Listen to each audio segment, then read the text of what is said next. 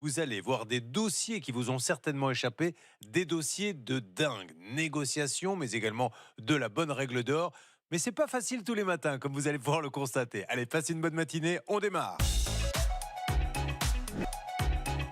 Nicolas, soyez le bienvenu, c'est une nouvelle mission. Il vient de Blanzy dans la Saône-et-Loire. Il a un centre de formation routière. Donc Nicolas, il y a le code, mais après il y a les cours de conduite. Et bien souvent, effectivement, sur les parkings d'hypermarchés ou sur des parkings. D'ailleurs, c'est des accords que prennent les auto-écoles avec l'hyper en disant est-ce que je peux l'utiliser quand il est fermé pour donner des cours ou pas du tout. Pas toujours ? Non, pas toujours. Il y en a qui font ça un petit peu à l'ancienne ? Beaucoup, je pense. Bon. Ça démarre très fort. Vous avez un accord avec quoi ? C'est une entreprise ? C'est une entreprise qui est spécialisée dans la redynamisation des friches industrielles. Oui, mais elle est ouverte, cette entreprise. Ah oui, tout à fait. Actuellement, dans le bâtiment, d'ailleurs, j'occupe une partie du bâtiment avec des locaux. Donc vous avez le droit d'utiliser le parking pour donner les cours de conduite de moto, je suppose ? On a 6000 m² de terrain répartis en différentes aires de travail. Et un matin, qu'avez-vous découvert ? Un texto du gérant du site qui m'envoie une photo, que je salue au passage parce qu'on est toujours en contact très souvent, qui me dit « Vous avez vu qu'on a des nouveaux locataires ?» Et effectivement, ils m'envoient une photo du parking qui était, on va dire, envahi par des caravanes. Donc il y avait beaucoup de caravanes. Oui, exactement. Alors, déjà, je vais mettre les choses au clair. Nous, on n'est pas là pour dire ils doivent partir, etc. Il y a juste que ce monsieur, il a un métier. Voilà. Et il faut qu'on trouve une solution avec la mairie. Le but du jeu, c'est pas de les faire partir, etc. On n'a rien contre eux, mais lui, il a un accord, il a un métier, et vous ne pouvez plus l'exercer, ce métier. C'est très compliqué, effectivement. Ça génère des temps supplémentaires de travail pour se déplacer sur d'autres aires qui sont utilisées aussi par d'autres écoles de conduite. Donc, des fois, on arrive pour s'entraîner, il y a une piste, il y a 6-8 personnes. Donc le client, il peut grogner un peu à un moment donné. C'est ça. Bon, comment ça se passe avec les gens qui sont installés donc, sur le parking ? On n'a pas beaucoup de discussions, voilà. C'est-à-dire qu'ils n'apprécient pas forcément la proximité, ils n'apprécient pas forcément non plus qu'on passe là tous les jours. Voilà, c'est assez. Enfin, quand même, qui s'installent parce qu'ils ont besoin de s'installer, mais vous êtes quand même un peu chez vous, je suppose, le commerçant et vous-même. On est d'accord, tout à fait. Oui, il y a un problème. Et ils vous demandent de plus passer ? Alors, c'est pas qu'il il laisse le passage, heureusement, parce qu'il y a des poids lourds d'ailleurs qui passent au milieu pour desservir l'usine, donc il laisse le passage, mais il y a une situation, on se regarde en chien de fusil et c'est assez tendu tous les jours. On constate des dégradations mais depuis régulières. combien de temps ils sont là ? Ils sont arrivés le 2 novembre. Et le maire, qu'est-ce qu'il dit ? Très bien. Voilà. Ok. Je l'avais rencontrée au mois de mai suite à une occupation précédente. Elle disait chercher un autre lieu. Chercher un autre lieu pour les accueillir. C'est pour ça qu'il faudrait presque inviter ces gens-là à aller sur le parking de la mairie, s'installer ou dans le jardin du maire, et on lui dira dans ces cas-là, installez votre mairie ailleurs, parce que c'est quand même fou d'entendre ça. Qu'elle dise je ne peux rien faire, c'est une chose, mais dire chercher un autre endroit, c'est quelque chose que vous ne pouvez pas entendre, vous. Non. Bon, non. Allez, on va appeler quelques détails avec vous, s'il vous plaît, ma chère Céline. Nicolas a quand même eu un contact avec ces personnes, notamment avec le chef, entre guillemets, de ces gens du voyage, de cette communauté, parce que cette personne est devenue élève, en fait, de Nicolas. Donc, ils ont réussi à nouer un dialogue. Peut-être qu'il n'avait pas eu le permis, il se venge. Il suivait un stage au sein de l'établissement, effectivement, sur 2 jours. Mais il m'a dit, on partira le 15 mars. Et effectivement, le 15 mars, il y a 10 caravanes qui sont parties, 7 qui sont arrivées. Ah, très bien, d'accord. Voilà. Mais l'histoire dure, en fait, parce que là, effectivement, ils sont là depuis novembre, mais bien avant ça, dès l'année 2022, ils se sont installés. Nicolas a réussi un peu à les faire partir grâce au dialogue. Ils ont installé, Nicolas et son propriétaire, un portail pour ne plus qu'ils reviennent, mais les gens du voyage ont réussi à forcer le portail. Et depuis, malheureusement, il ne se passe pas grand-chose. Certaines caravanes partent, d'autres reviennent, et c'est incessant depuis plus de 6 mois. L'appel dans 2 minutes sur RTL, restez avec nous. Ça peut vous arriver, vous aider à vous protéger. L'instant juridique, mais c'est vrai que là, pour le coup, c'est très compliqué, parce qu'on sait comment ça se passe, quand les gens partent, quand ils ont envie de partir, et c'est très compliqué de les maires ne veulent pas prendre le risque que ça dégénère, et c'est pour ça que ça bouge pas tellement. Mais dans le dossier, en fait, on a un arrêté municipal qui a été pris et qui était en fait un arrêté pris par votre maire pour fermer temporairement l'aire qui était mise à disposition des gens du voyage. Il y a un décret de 2019 qui dit très clairement que dès lors que le maire prend une telle initiative, la mesure, elle doit durer 1 mois. Il peut la faire renouveler pour une période maximale de 6 mois. Sauf que là, ça fait des mois et des mois que ça dure, et c'est de la responsabilité du maire que de trouver une aire d'accueil pour les gens du voyage et pour vous permettre de continuer à travailler sereinement. Donc il faut qu'on appelle le maire. Une question rapide, Stan, s'il vous plaît. Le monsieur qui est venu donc faire un stage pendant 2 jours, il est toujours actuellement sur le terrain ou est-ce qu'il est parti avec les 10 caravanes le 15 mars? Aucune idée. Aucune idée. On va appeler la mairie pour qui nous explique quand même ce qui se passe, parce qu'ils sont là aussi ils sont là pour 2 choses, pour trouver un endroit pour les gens du voyage et pour laisser ceux qui veulent travailler qui ont un parking le faire. Ça vous a fait perdre un peu de chiffre d'affaires ou pas du tout?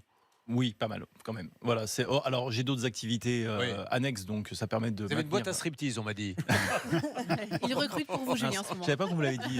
C'est en milieu. Parce que c'est en Belgique. Vous voulez la carte? J'ai, Dieu merci, quelques activités à côté. Bon, allez, appelons pour commencer le monsieur qui dirige la communauté, je crois, là-bas.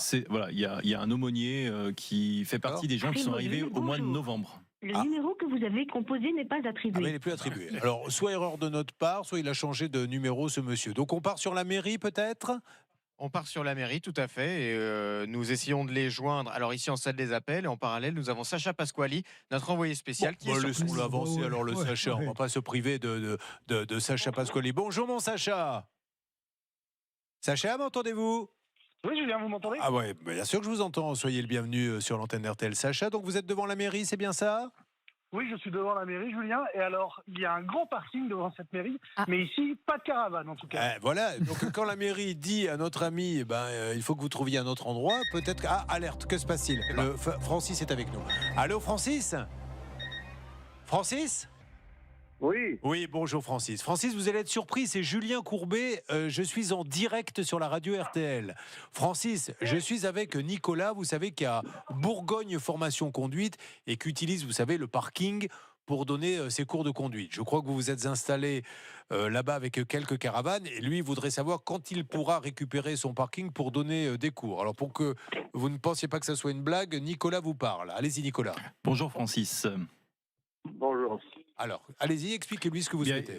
comme tu le sais, voilà, il y a des gens du voyage. Donc, vous vous êtes installés au mois de novembre.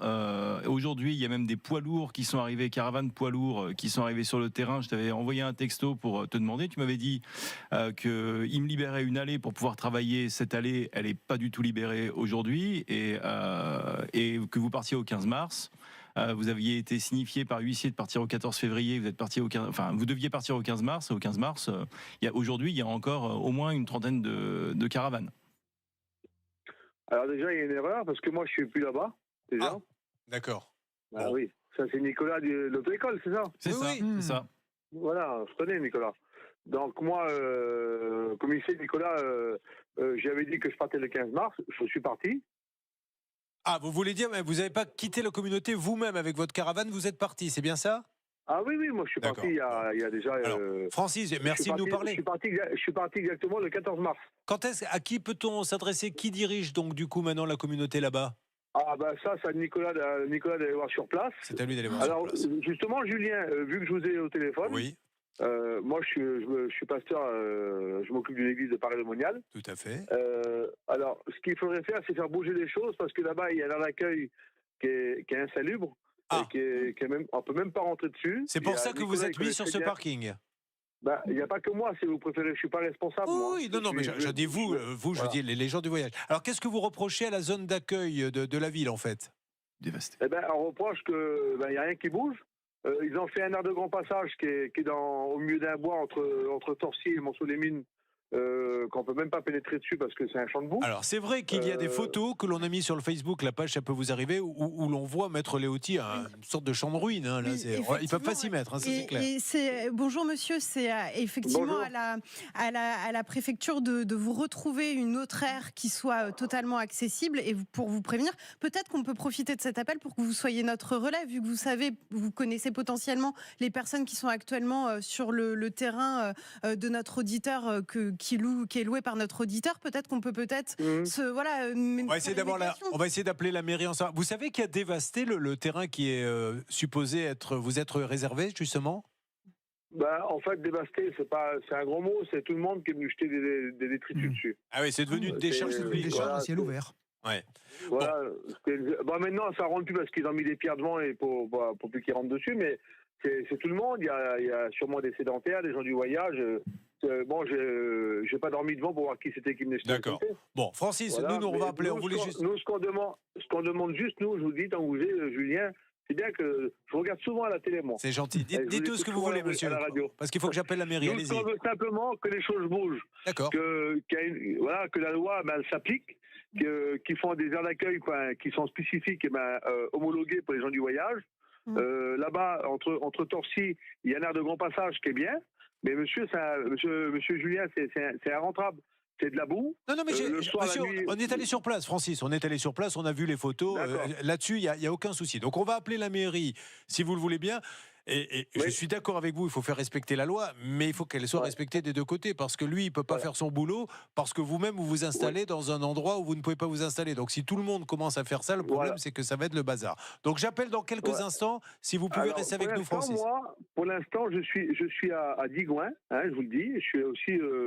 donc avec monsieur Nem de Paray-le-Monial, le maire de Paray-le-Monial. Francis, je dois marquer une pause. On va appeler la mairie ensemble, comme ça on leur explique tout et vous leur dites on veut un terrain, etc. Et on va leur parler. Mais c'est bien, voilà, tous ensemble, là, si on peut résoudre et votre problème et le sien, là ça sera magnifique. On prépare tous les numéros, on a notre Sacha, il peut commencer à entrer, à trouver un interlocuteur. Il a déjà commencé à entrer, il est à l'intérieur de la mairie en train d'essayer de nous trouver un interlocuteur. Parfait.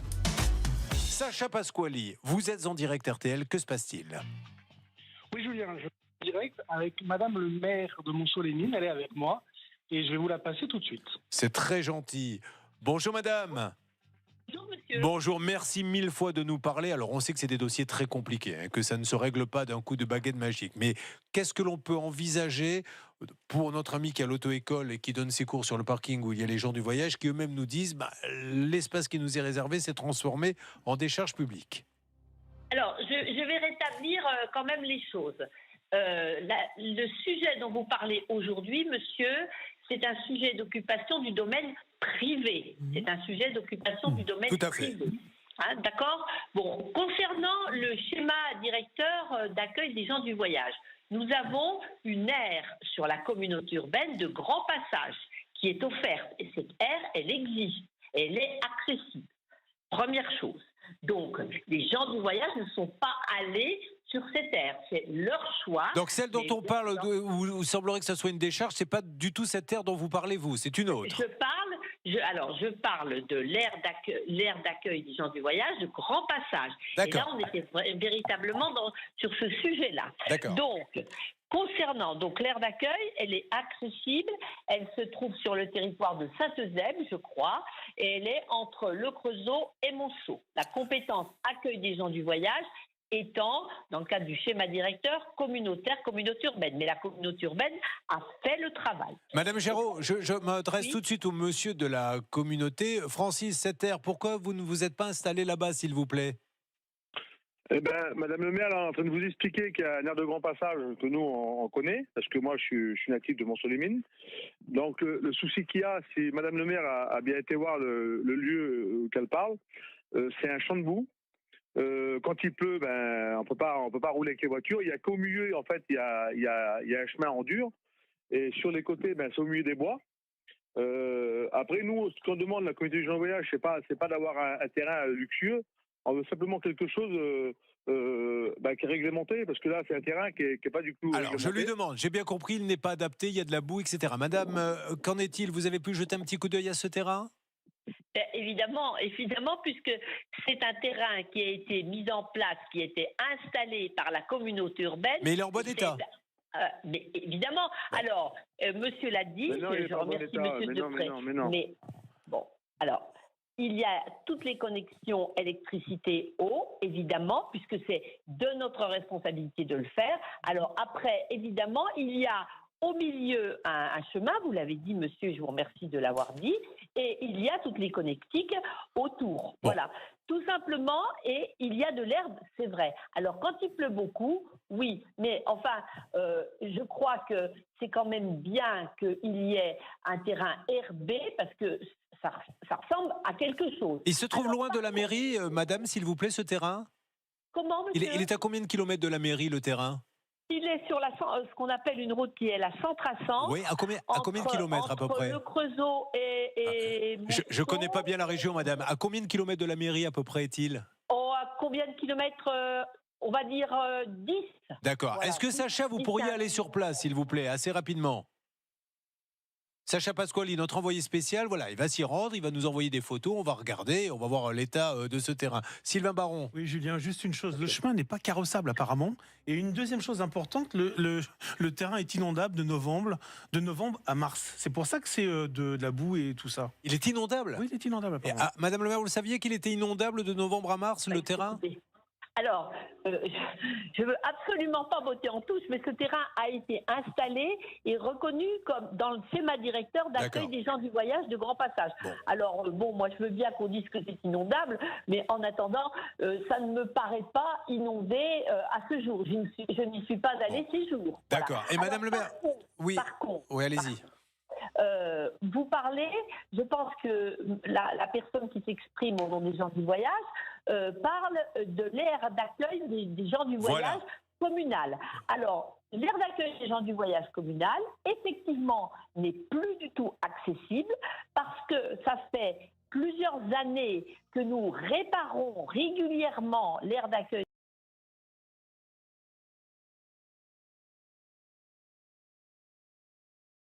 des gens du voyage sur ma commune et systématiquement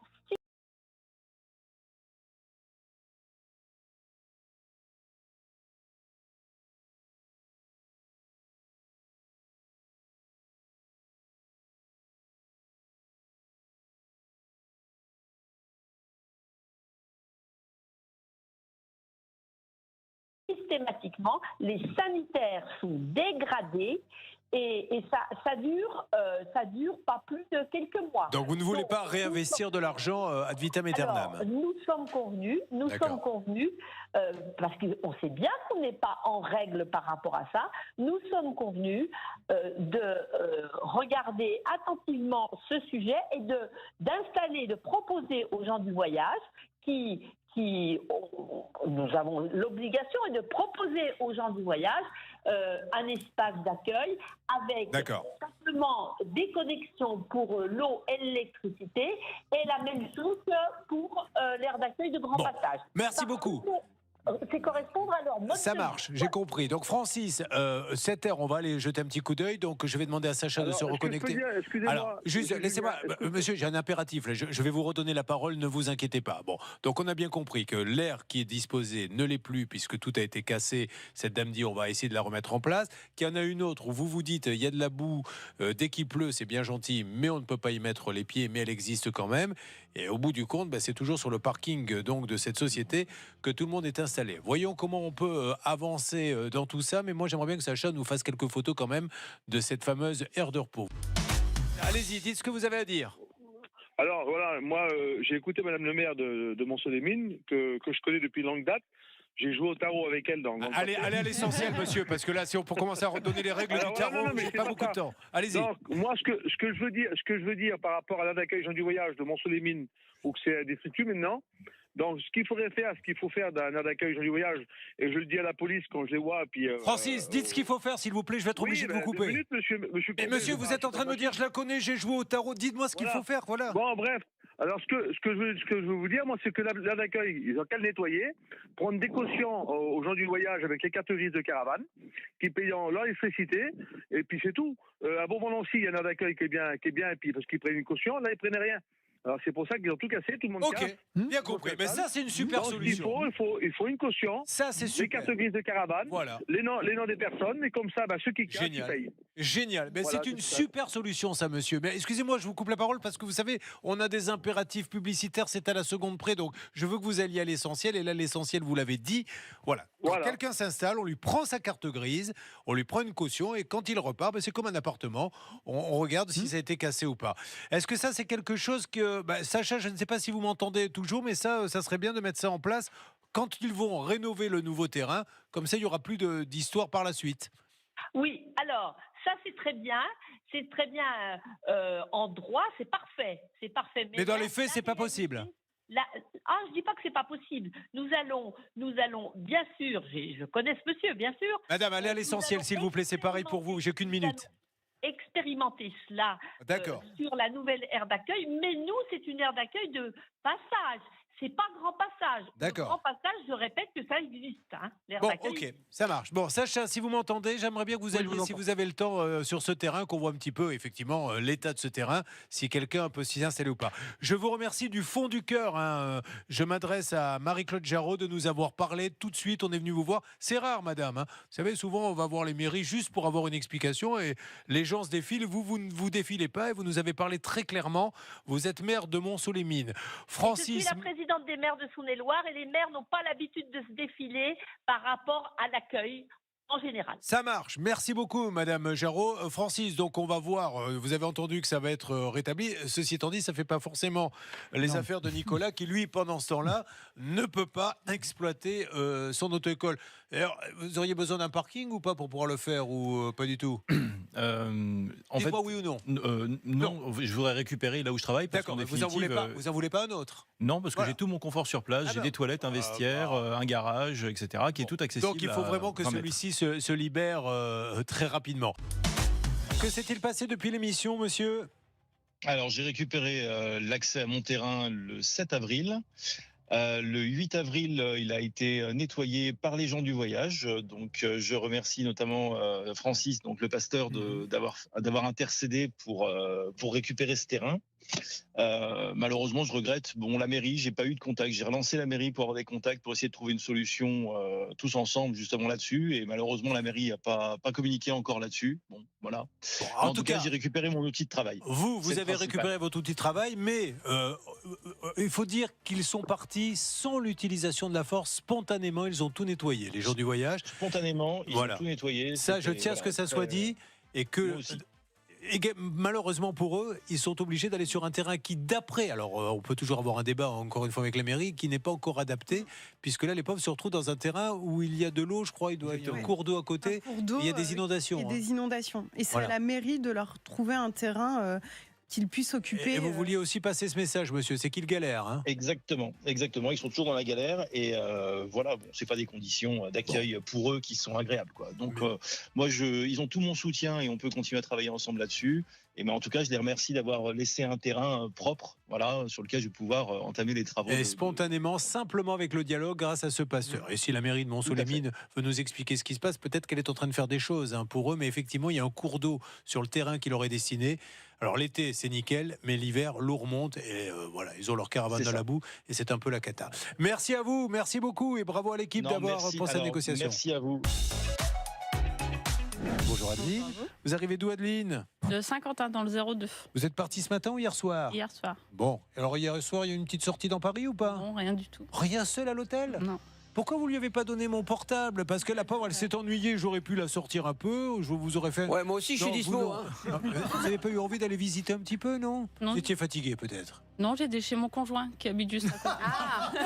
Vous avez Je suis plus dispo. bien fait de ne pas lui donner mon portable. Merci, Stan, de m'avoir rendu ce service. Bon, allez, on y va. Je plaisante, Adeline. Adeline, je vais maintenant parler de votre petit souci.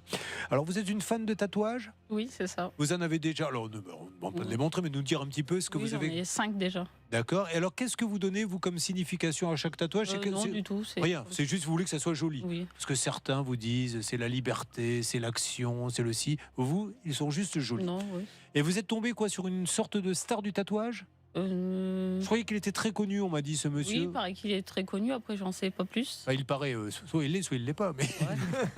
Sur les réseaux sociaux. Sur les réseaux sociaux. Voilà. Et c'est comme ça que vous l'avez rencontré? Oui, c'est ça. Alors, qu'est-ce que vous vouliez lui faire faire à ce monsieur? Je voulais qu'il me fasse un tatouage au niveau du mollet, en bas de la jambe, quoi. Ouais. Du coup, j'ai eu un... Qu'est-ce que vous vouliez qu'il vous tatoue au mollet? Des œufs? Non. Ah bon, d'accord. Des fleurs, des papillons. Qu'est-ce que vous vouliez vous faire tatouer sur le mollet? Du floral. Des belles fleurs. Oui, voilà. D'accord. Elle va sur les réseaux sociaux, Céline, et je suppose qu'il y a des gens, des stars du tatouage. Qui partagent des vidéos. Ce monsieur en particulier partage ses vidéos de tatouage qui peuvent atteindre jusqu'à 300 000 vues. Donc c'est quand même pas rien. Du coup, Adeline a eu confiance en ce monsieur. Elle l'a contacté. Elle lui a versé 300 € d'acompte pour ce tatouage. Ça, c'était en septembre dernier. Et depuis, il n'y a pas eu de tatouage et il n'y a pas eu de remboursement. Alors, il fait payer à l'avance parce qu'il a tellement de demandes. C'est ça qu'il demande. Parce que normalement, on pourrait se dire, mais enfin, il va pas, on rentre dans le voyez, quand on rentre chez un commerçant, on paie tout de suite. Là, il faut payer à l'avance pour avoir le rendez-vous. Compte, ouais. Ouais. Faut donner des heures. Bon, et alors, plus de nouvelles. Bah, il me donne des nouvelles, il me dit toujours qu'il va me rembourser, mais il me rembourse jamais. Mais vous, ce que vous voulez, c'est le tatouage. Il vous donne même pas de rendez-vous. Il m'a donné un rendez-vous. C'était pas les bons tatouages qu'il m'avait proposé. Qu'est-ce que vous avez proposé? Un tatouage qui n'avait rien à voir avec ce que je Avec voulais. des fleurs? C'était quoi? C'était avec des fleurs et des papillons, mais rien à voir. D'accord. Vous aviez un modèle? Oui, je lui avais donné les modèles. Mais Il m'a pourquoi dit, et là, il a regardé sur son PC, il m'a dit, ah oui, je me suis trompé. Bah, excuse-moi, bon, on va reprendre un autre rendez-vous. Donc vous voulez plus de tatouage maintenant avec lui? Du coup, j'ai repris rendez-vous. Ouais.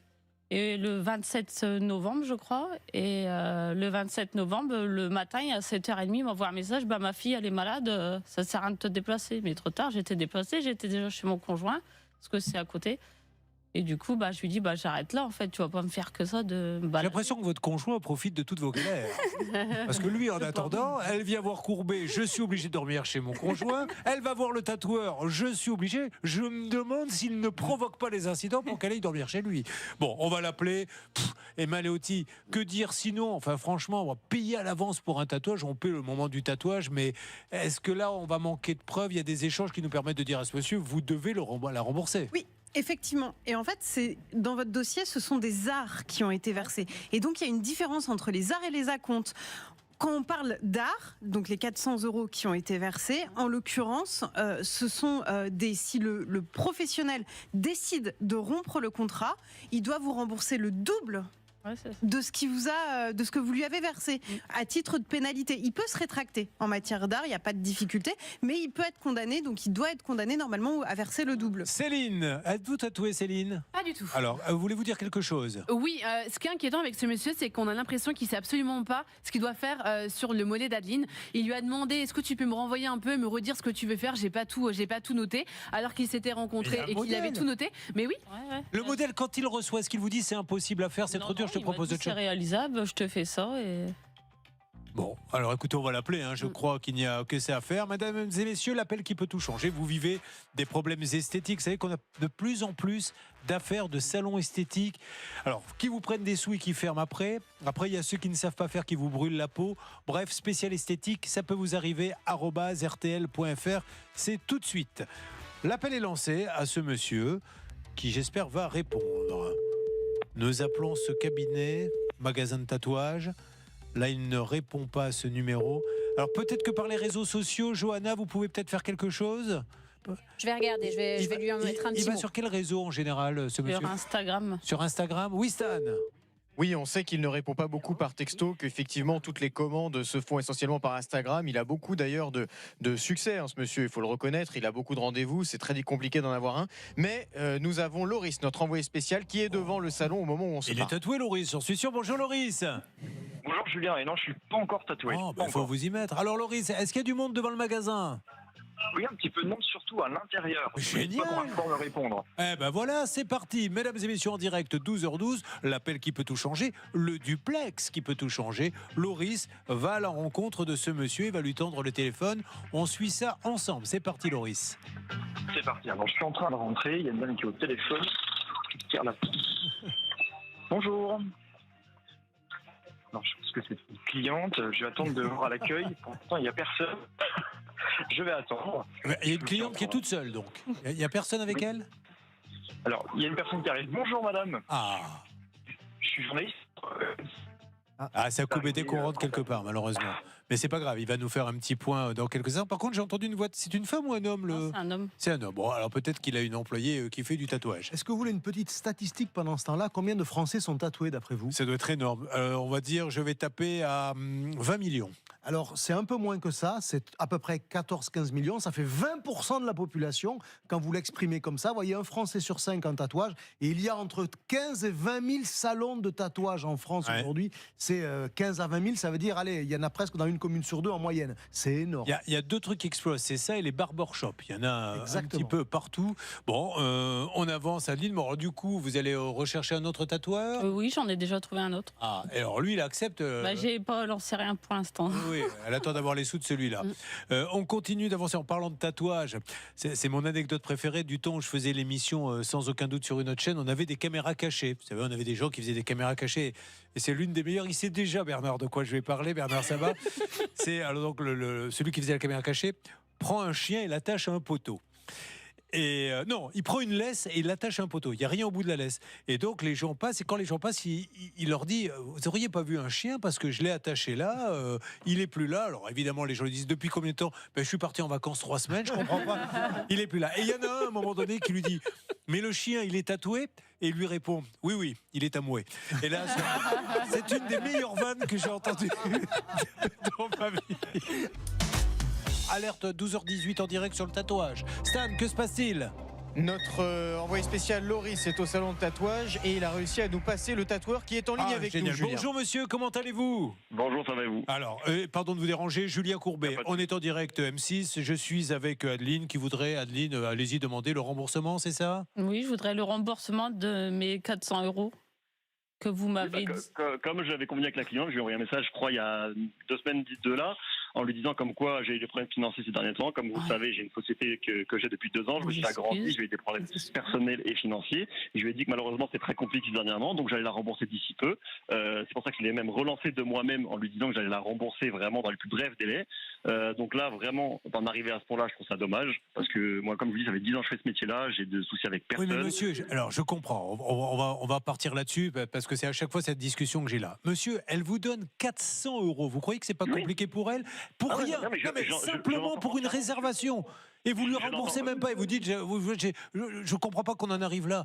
Vous imaginez? Non, mais comme je vous ai dit, j'ai eu des soucis personnels. Moi, quand j'ai annulé mes rendez-vous, je ne sais pas comment vous vous débrouillez, mais si vous prenez déjà 400 sans rien faire, c'est que ça doit bien tourner quand même. Comment? Quand on prend 400 € alors qu'on n'a même pas tatoué, simplement pour un rendez-vous, c'est que... Mais je suis d'accord avec vous, mais les 400 €, c'était à la base, c'est elle qui a voulu payer une somme conséquente comme ça. Je n'ai pas demandé les 400 €. À la base, moi... Ah, ça a coupé. Bon, enfin bon, ok. C'est toujours hallucinant. Je comprends pas qu'on en arrive là. Des excuses, en fait. Pardon, madame? C'est que des excuses qu'il me donne depuis novembre. C'est tout le temps. Une fois, c'est sa banquière, elle est en vacances. Une fois, elle est pas là. Il sait pas faire le virement de son téléphone. Moi, je veux bien rester calme, mais on vous dit, si tu veux qu'un jour je te tatoue, tu vas me donner 400. On vous tatoue pas et en plus on dit non mais attendez, là on voit quand même pas. Alors bon, monsieur, est-ce que vous pouvez lui rendre quand, s'il vous plaît? Moi d'en arriver à ce moyen-là, je trouve ça dommage. Maintenant, oui, moi je m'engage à rembourser maintenant, là, à l'heure actuelle, tout de suite, la moitié, et rembourser le début du mois prochain, les 200 € qui suivent. Il n'y a pas de souci, je vais rembourser. D'en arriver à ce point-là, alors que je lui ai dit, et je l'ai tenu au courant, je ne suis pas quelqu'un qui arnaque les gens, loin de là. Je lui ai proposé un arrangement, même de recaler un rendez-vous, parce que malheureusement j'ai dû annuler ces rendez-vous, je suis d'accord avec elle. Et j'ai proposé une date, même un matin, un soir, pour l'arranger, elle au mieux, elle n'a pas voulu. Maintenant, je suis d'accord, elle veut se tatouer rapidement ou avoir récupéré son argent, je comprends.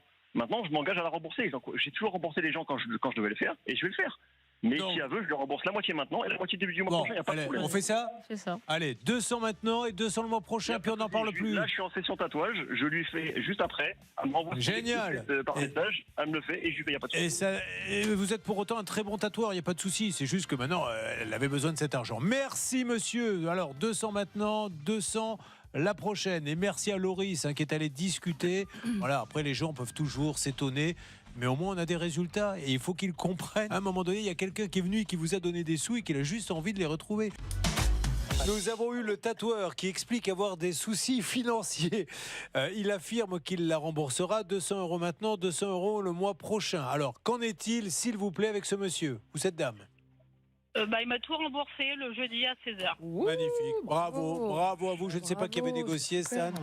C'est notre envoyé spécial, Loris Trullard, qui avait été directement au salon de tatouage et le monsieur avait été très sympa puisqu'il était sorti de sa boutique. Il nous avait parlé, il s'était engagé à rembourser en 2 fois et apparemment il l'a fait même plus vite que prévu. Ok, en tout cas merci Johanna et puis c'est une expérience parce que ce n'est pas sorti tout. Vous savez, il y a un psychiatre m'a expliqué que quand il y avait des trucs comme ça énormes qui sortaient, c'est qu'il y avait quand même un petit fond dans le cerveau. Donc vous pensiez à quoi exactement?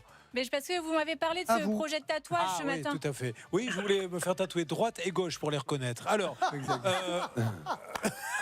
vous êtes contente, je suppose, Adeline?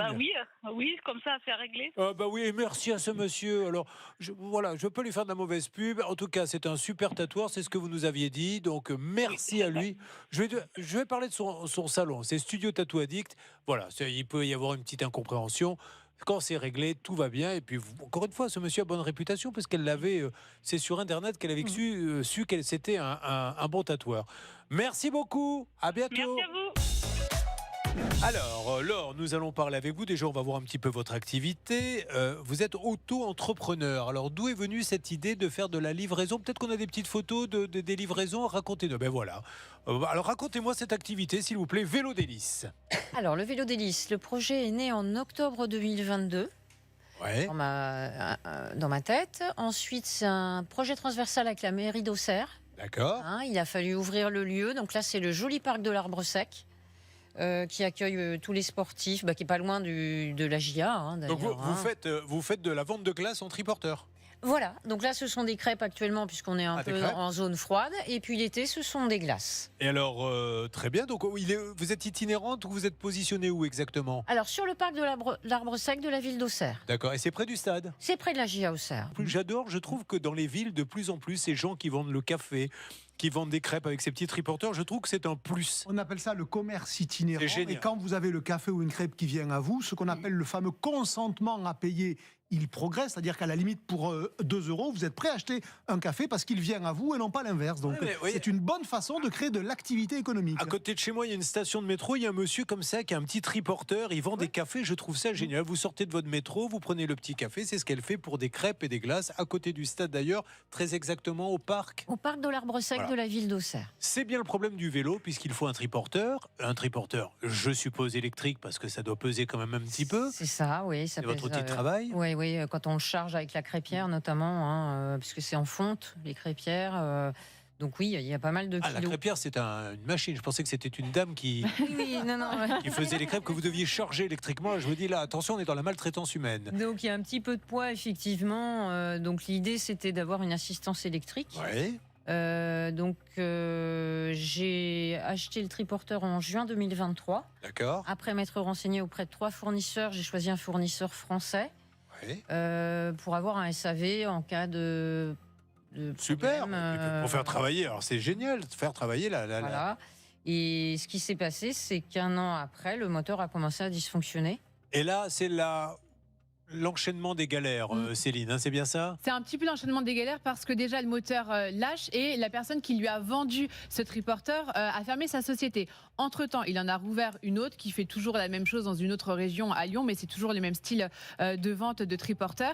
Et maintenant, le souci qu'on a, c'est que comme cette batterie ne fonctionne pas, ce moteur ne fonctionne pas, il faut l'envoyer au fournisseur. Le fournisseur l'a récupéré 2 fois, a tenté de réparer ce moteur, mais malheureusement, en fait, ça ne fonctionne pas.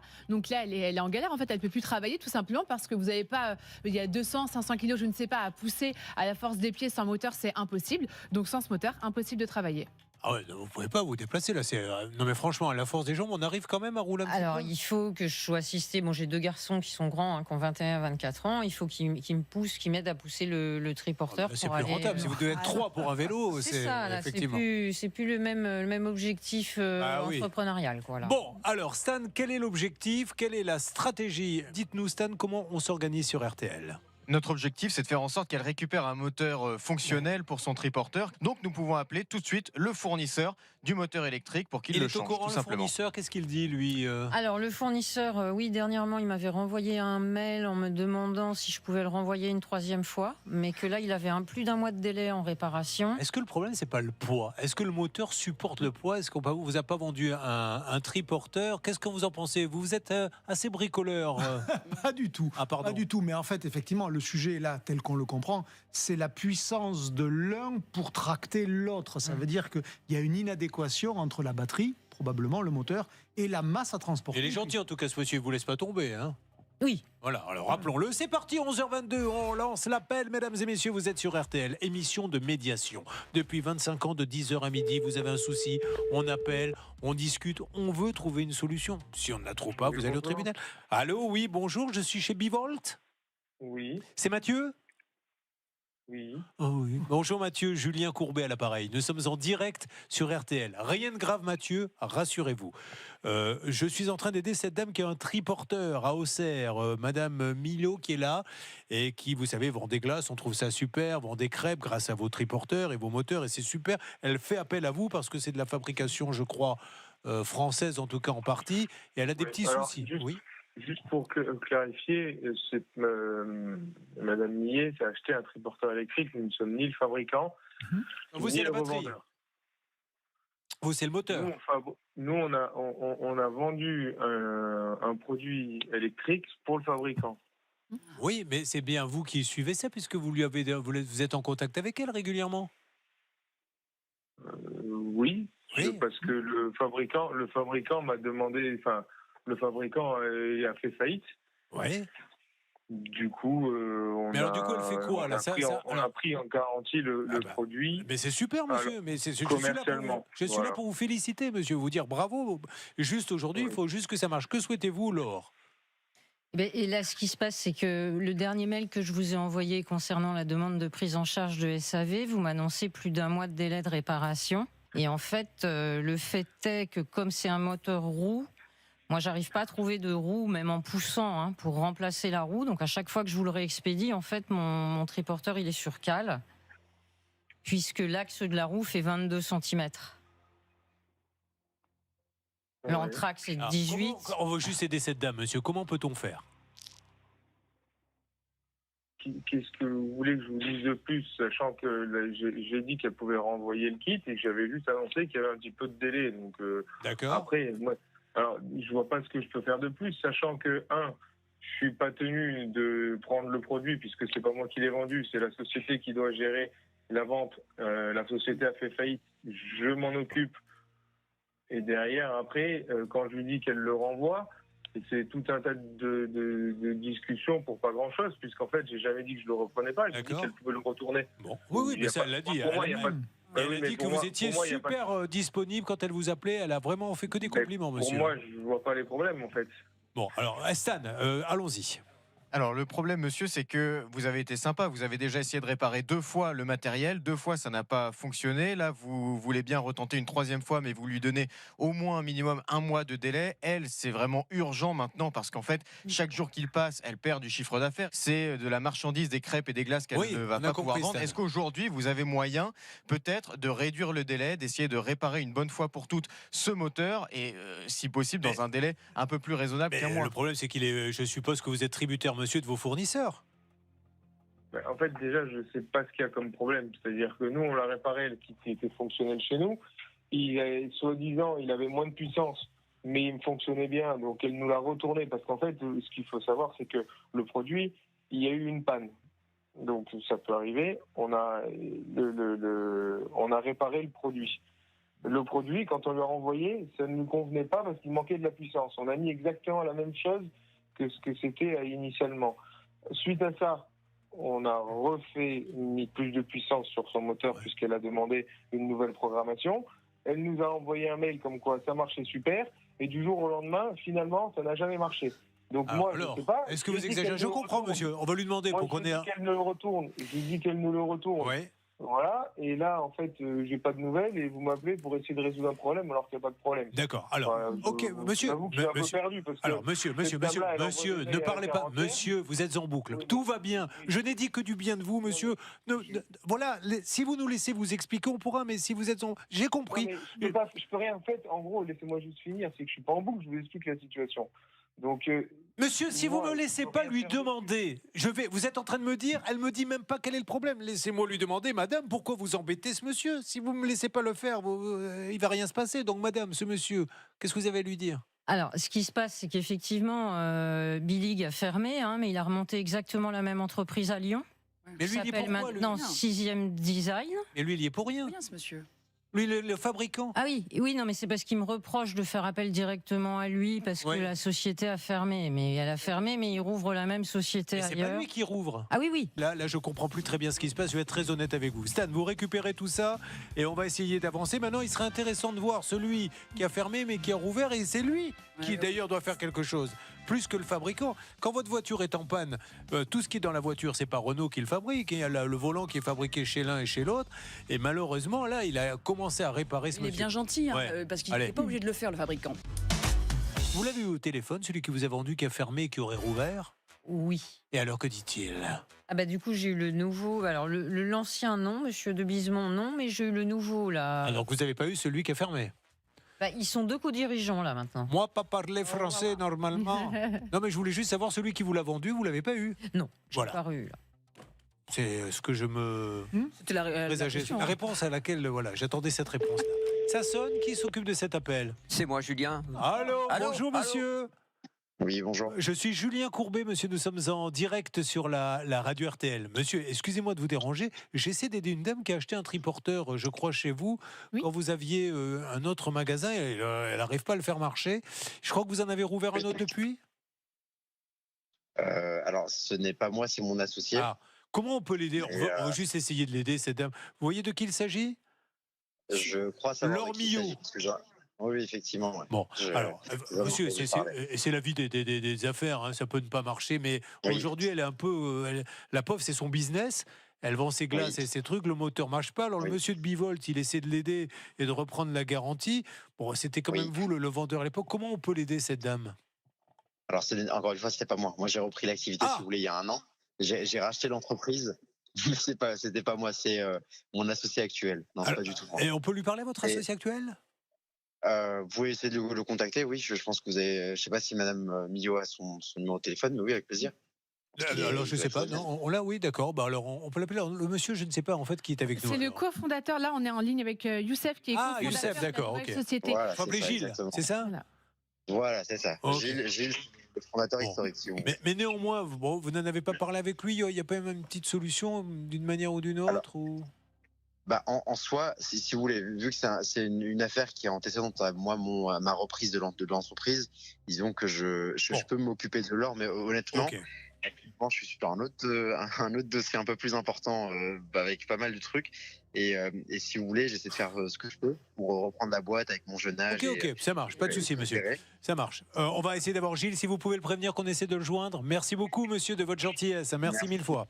Bon, alors, la société qui a commercialisé le triporteur, c'était quoi en fait? Bilig Mobile. Bilig Mobile, et donc qui a été rappelé. Donc maintenant, attention, c'est des gens très sérieux, il n'y a pas de souci là-dessus, mais il faut qu'effectivement monsieur de Bismont puisse nous dire, voilà, il a fermé, il a remonté notre boîte, il y a une cliente qui n'arrive pas à faire marcher. Ça vaut combien un petit triporteur comme ça? C'est 16 000 €. Hein. 16 000 € le triporteur. C'est le prix d'une voiture, dis donc. 16 000 € le triporteur, donc elle a envie que ça marche. On peut la comprendre, il faut en vendre des crêpes et des glaces pour l'amortir. Hein. Oui, Céline. Le vendeur de l'époque qui a remonté cette nouvelle société, monsieur de Bismont, a essayé de contacter le fournisseur de la batterie pour trouver une solution. Donc il essaye d'aider comme il peut Laure. Maintenant, il faudrait qu'il fasse un peu plus. Est-ce qu'il peut prêter un triporteur en attendant? Parce que en fait, là, la solution, c'est qu'elle va devoir renvoyer la batterie au fournisseur. Il y a 1 mois ou 2 mois de délai pour que la batterie lui revienne et qu'elle fonctionne. Qu'est-ce qu'elle fait pendant 2 mois? Est-ce que le vendeur du triporteur ne pourrait pas lui prêter main forte, lui prêter un appareil pour qu'elle puisse continuer sa saison estivale? Voyons ce que va nous dire monsieur de Bismont, mais je suis certain qu'ils vont tout faire pour trouver une solution, et merci encore aux fabricants. Laissez-nous un petit peu de temps, Laure, que tout le monde se parle et que tout le monde puisse avancer. Que s'est-il passé depuis l'émission? Alors, eh bien, je voulais remercier toute votre équipe. Hein. Grâce à toute votre équipe, ça s'est résolu.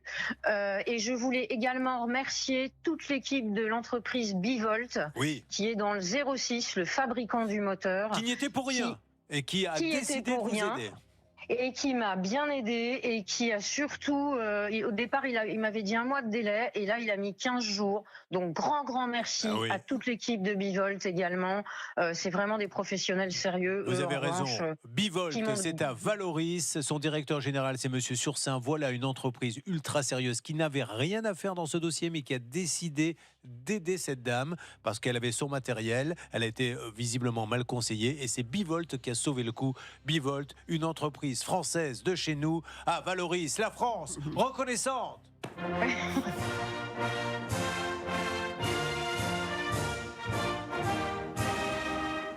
Merci Bivolt, merci à vous de nous avoir tenus au courant. Alors, bonne journée. Merci à toute votre équipe, en tous les cas, et encore merci à tout le monde et à Bivolt. Hein, merci beaucoup. Hein, c'est aussi grâce à vous que ça s'est décanté. Merci toute l'équipe. Il s'appelle Jean, il est avec nous, mécanicien. Donc Jean, pour un garage, c'est votre garage?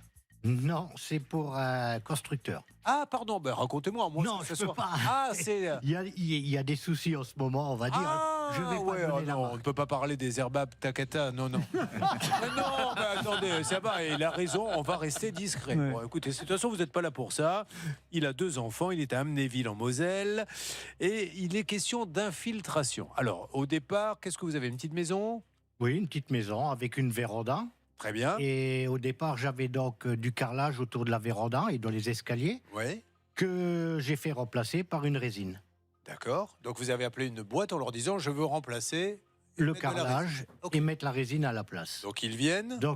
Ça fait 1 an de ça. Ils ont commencé les travaux, ils m'ont arraché le carrelage, fait une étanchéité donc autour de la véranda et une pose de résine. D'accord. Au moment-là, il restait des finitions à faire. Donc j'ai pas donné la totalité de... Parce qu'ils sont plus revenus au bout d'un moment. Ils sont revenus quand même une fois, parce que j'avais après une infiltration d'eau. Donc après, ils m'ont déjà laissé traîner au moins 1 ou 2 mois, en me faisant croire qu'il fallait un révélateur pour voir d'où ça vient. Un révélateur. Pour voir d'où l'eau arrive, quoi. Voilà. Aujourd'hui, si vous êtes là, c'est parce que il y a toujours l'infiltration et c'est pas terminé. Et ils reviennent plus. Ils voulaient venir le 1er mai. Oui, le 1er mai. Oui, le 1er mai. Alors je leur ai demandé s'ils avaient une dérogation pour travailler le 1er mai. Ils ont dit, nous, on travaille le 1er mai, mais dans ce cas, on viendra le 2. Nous travaillons 3 fois dans l'année. Le 1er mai, le soir de Noël, et le jour du réveillon, le 1er janvier. Sinon, le reste du temps, on ne peut pas. Qu'est-ce qu'ils nous donnent comme excuse? Maintenant, ils veulent simplement mettre un bouche-port. Un bouche-port. Qu'est-ce que c'est un bouche-port? À mon avis, c'est un produit liquide qui verse sur la résine et puis c'est fini, quoi. Alors on y va, Céline, des petits détails de cette société que nous allons appeler dans une seconde. Évidemment, pour leur donner la parole, essayer de trouver une solution. On a envie de croire que c'est une société qui est sérieuse parce qu'elle est déjà revenue une première fois, parce qu'elle a de bons avis sur Internet. Je ne vois pas de personnes qui se plaignent. Et on a eu des réponses dans ce dossier. Mais en fait, c'est un dossier, on en voit régulièrement quand il y a des infiltrations sur des terrasses. C'est parce qu'en fait, c'est des toits terrasses. Souvent, là, encore une fois, vous avez la terrasse qui est un petit peu en hauteur et en dessous, il y a un garage ou une terrasse ou un studio. Et à chaque fois, il y a des problèmes d'infiltration. C'est régulier dans l'émission. Peut-être que les personnes ne savent pas réellement faire, ou peut-être qu'elles ne prennent pas toutes les précautions, mais d'ailleurs il faut répondre à son client. Je pense qu'il faut un savoir-faire. Ça serait peut-être pas mal de déranger Sylvain Baron, mais c'est vrai que les toits plats, il faut que vous fassiez très attention, parce que par définition l'eau stagne, donc si l'étanchéité n'a pas été parfaitement réalisée, et à mon avis c'est très compliqué, je n'y connais rien, de faire une bonne étanchéité, faites attention parce qu'il y a beaucoup d'ennuis derrière. Donc soit vous tombez sur des cadors de l'étanchéité, mais ça a un prix, mais celui qui vous fait de l'étanchéité pas cher, méfiez-vous. Parce qu'après, c'est terrible, ça coule le long des murs. Vaut mieux éviter. On essaie de voir si il peut nous dire un petit mot, Sylvain Baron, sur l'étanchéité. On va essayer de l'appeler. Ça lui permettra d'avoir ses heures de congé spectacle. On appelle tout de suite ou pas du tout, Stan? Ce que je vous propose, laissez-nous peut-être 2 minutes ici pour préparer tous les appels et puis ensuite on pourra s'en occuper. Oui, évidemment, pour lire la fiche. Justement, si vous me permettez, je vais demander à Anne-Claire Moser, qu'est-ce qu'on fait dans ces cas-là Bien, d'abord, première chose, c'est que alors, qu'est-ce qu'on fait? Eh bien, on rappelle le professionnel, puisqu'il a une obligation de résultat, donc il doit faire et bien faire, l'erreur est humaine. On a une belle boîte. On a une boîte avec un devis, c'est suffisamment rare pour être souligné dans notre émission. Le devis, il est bien. On a tout ce qu'il faut, on sait qu'il est assuré. Le chantier, il y avait une question sur ce sujet, a-t-il ou non été réceptionné? Car vous savez qu'on vous dit souvent, les garanties sont mobilisables quand le chantier est réceptionné. Il y a une réception. Elle est réelle, et elle est en l'occurrence tacite, puisque vous avez pris possession du bien. Donc pour moi, l'assureur peut garantir. Allez, regardons un petit peu. Alors déjà, la maison de notre ami Jean. Voilà, donc là, effectivement, on voit qu'au niveau d'étanchéité. Alors déjà, la maison, là, voilà. Très jolie maison, permettez-moi de vous le dire. Merci. C'est vous qui l'avez dessinée ou vous l'aviez achetée à quelqu'un qui habitait déjà dedans? Non, elle était neuve au départ. C'est moi qui ai fait les plans. Très très bien. Je vois qu'il y a une petite piscine, donc elle n'est pas enterrée, pas besoin de permis, c'est ça? C'est ça. Il suffit de la poser. Les voisins, sympas? Oui, bien sûr. Comment s'appelle le prénom de celui qui habite ici?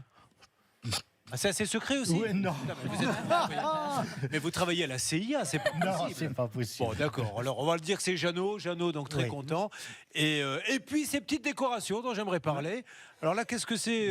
C'est des hiboux et des escargots. C'est votre épouse qui aime ça? Bah oui. D'accord, elle a raison. Les voilà. Ils sont mimi. Le hibou, je vais vous dire, vous arrivez en pleine nuit pour piquer quelque chose, vous tombez sur le hibou, vous réfléchissez. Il a les yeux allumés. En plus, oui. C'est des LED. Ah oui, j'avais pas vu, c'est des LED. Très bien. Allez, on va sur l'infiltration maintenant, si vous le voulez bien, parce que là, c'est la cata. Donc là, ça tombe dans le garage? C'est une réserve. J'avais du pelé de stocker. Oui. Et tout l'hiver pour chauffer. Et en fin de compte, avec cette humidité qui est tombée, mon pelé, il a gonflé et une bonne partie était perdue. C'est pas une image, hein, c'est le Pelé qui a vraiment. Non, parce que des fois, les gens interprètent mal les propos. On est déjà trompé, Stan, sur des gens qui ont dit j'ai un problème, mon Pelé a gonflé. C'est-à-dire que le bois, enfin, je ne sais pas ce que c'est. C'est du granulé. Je vous en prie, Laura, je vous vois rire. Venez à ma place, animé, si vous savez, vous, ce que c'est qu'un Pelé qui a gonflé, Laura. Ah non, mais vous le faites très bien, je vous laisse faire. Hein. Bon, allez, on y va, on les appelle, on leur dit ça ne peut pas couler. De toute façon, il n'y a même pas à discuter. Non, il faut qu'ils le refassent, il n'y a pas de souci, ils sont assurés, c'est des bons pros. Nous allons appeler l'entreprise pour Jean. Alors sur Jean, je ne peux pas vous en dire plus. D'ailleurs, je ne devrais même pas dire Jean, je devrais dire J. Il travaille dans une boîte dont il n'a pas le droit de parler. Son voisin, je lui ai demandé s'il était sympa. Il n'a pas le droit de dire de qui il s'agit. Dieu merci, nous avons réussi à avoir le nom de la société parce que sinon on n'aurait pu appeler personne. Nous appelons maintenant. Il y a des infiltrations, c'est pas bien. Allez voir sur le Facebook la page, ça peut vous arriver. On peut pas avoir comme ça un filet d'eau qui arrive dans le garage et on est obligé de mettre une bassine. Alors Orange m'informe que quoi là vous avez appelé qui exactement? Conducteur de travaux, nous avons 2 numéros de téléphone. Alors a priori, après la boîte directement, ça répond pas. Pourquoi vous commencez pas par la boîte? Parce qu'on a un envoyé spécial, Loris, qui est devant et qui va avancer en parallèle. Alors Loris, vous m'entendez? Oui, bonjour Julien, bonjour à tous. Alors parce que souvent le conducteur de travaux il nous dit vous voyez avec mon patron, donc autant voir avec le patron. Allez-y, avancez-vous, vous voyez du monde là où vous êtes? Alors j'ai vu du monde il y a une petite demi-heure, là il y a un petit peu moins de monde, c'est fermé, mais je crois qu'il y a une deuxième entrée, je vais y aller de suite et voir le directeur. Bon, pendant ce temps-là, on essaie, Laura et Bernard, d'avancer avec effectivement des employés, mais ils sont plutôt sympas avec vous, hein? Oui, bien sûr. Moi, je crois que c'est une boîte sérieuse, mais là, il doit y avoir beaucoup de contrats. Et après, c'est toujours pareil. Quand on prend un nouveau contrat, donc on veut satisfaire le client, donc on y va. Le premier n'est pas content, mais comme on en a pris un troisième, on n'a plus le temps parce que le deuxième dit pourquoi vous venez pas chez moi, ainsi de suite. Loris, je vous laisse nous expliquer un petit peu ce qui se passe. Bien sûr. Alors là, il y a beaucoup de bruit. Je suis à côté d'un camion. On est dans une zone d'activité industrielle. J'arrive devant l'entrée du bâtiment. Je vais frapper. Je regarde si c'est ouvert. Alors, pour l'instant, c'est fermé à clé, mais je vois qu'il y a une dame. Bonjour, madame. Alors, elle est derrière une vitre, hein, donc je ne m'entends pas. Elle est en train d'essayer de m'ouvrir. Alors, cette fois, je suis de l'autre côté de la vitre, donc elle m'entend, mais elle est au téléphone. Donc, je vais pas la déranger tout de suite. Comment vous faites pour passer à travers la vitre? Vous êtes passé par la porte, en fait. Oui, bien sûr, par la porte. Une porte vitrée, pour être précis. Donc, je vous laisse quelques instants. Bien sûr, merci Julien. Bernard Sabat, de votre côté, qu'est-ce que ça donne sur les différents numéros? Ah, Laura, quelqu'un. Laura, dites-moi. Oui, alors j'ai quelqu'un du standard qui a décroché, j'étais en train de donner les informations. C'est la dame qui était avec Loris, je suppose. Bonjour madame. Au revoir madame. Voilà, ça a été vite réglé. Donc je pense que c'est la dame qui était avec Loris. Donc on va laisser respirer un petit peu tous ces gens-là. Bonjour Jean. Votre mission, si toutefois vous l'acceptez, c'est de ne pas dire où vous travaillez. On ne veut pas non plus avoir le nom du voisin. Vous en dites le moins possible. Évidemment, s'il y avait des infiltrations chez vous, nous nierons. Vous êtes revenu faire le carrelage. Parce que Jean est très mystérieux depuis tout à l'heure, c'est quand même mission impossible. Alors, où en est-on avec Loris Rullard, qui était d'un côté de la vitre, il est passé de l'autre côté de la vitre, et il nous a dit, là, je ne peux pas parler à une dame, parce qu'elle est au téléphone. Effectivement, c'était nous qui étions en train de l'appeler. Donc, elle ne comprenait plus rien. Loris, où en est-on, s'il vous plaît? Oui, alors c'était pas la même personne que vous avez eu au téléphone et que moi j'avais en face de moi, mais j'ai pu échanger avec cette dame. J'ai vu trois employés. Ils sont un peu en train d'appeler tout le monde, d'appeler le responsable, de prévenir de ma présence et qu'on est en train de parler de l'entreprise en direct sur RTL. Et puis là, j'attends un petit peu des nouvelles. J'ai donné le numéro de commande et je pense d'ici quelques minutes, je devrais en savoir un petit peu plus. Et précisez-leur qu'on a dit du bien, hein, qu'on pense que c'est une entreprise très sérieuse. Là, il y a eu un petit couac. Ça serait bien qu'elle soit encore plus sérieuse et notée 5 sur 5 sur un avis Google, Lorraine Résine, et qu'on en termine. Vous vouliez dire quelque chose, monsieur Bonnefond? Oui, je voulais vous proposer une solution, Julien, à laquelle vous n'avez peut-être pas pensé. C'est la solution de la sardine. Est-ce que vous cherchez un bouche-port? La sardine qui bouchait le port de Marseille. Très bien. Et humoriste avec ça.